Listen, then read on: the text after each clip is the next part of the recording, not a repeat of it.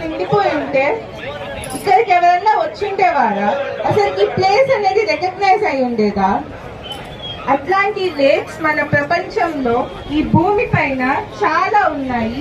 అవి మొత్తం ప్లాస్టిక్ అనే ఒక పదార్థం వల్ల మొత్తం నిండిపోయింది.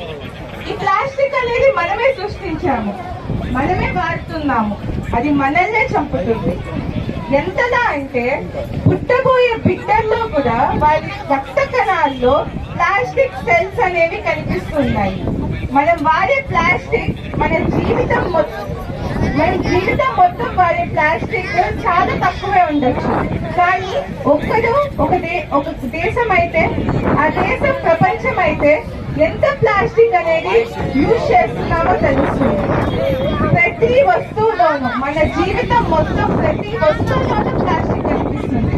అది ఎక్కడికి వెళ్ళినా, బయటకు వెళ్ళి కూరగాయలు కొంటున్నా ఎవరు క్యారీ బ్యాగ్స్ అనేవి యూజ్ చేయట్లేదు. వెళ్తాము, ఒక ప్లాస్టిక్ కవర్ ని తెచ్చుకుంటాము. సెకండ్ టైం వెళ్తాం, సేమ్ సెకండ్ ప్లాస్టిక్ బ్యాగ్ ని తెచ్చుకుంటాం. రీసైకిల్ అనే పదాన్ని మర్చిపోతున్నారు.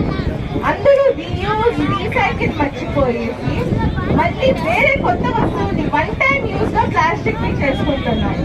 కానీ ఆ ప్లాస్టిక్ ని భూమి పైన వేసేస్తే థౌసండ్స్ ఆఫ్ ఇయర్స్ అట్టే ఉండిపోయింది.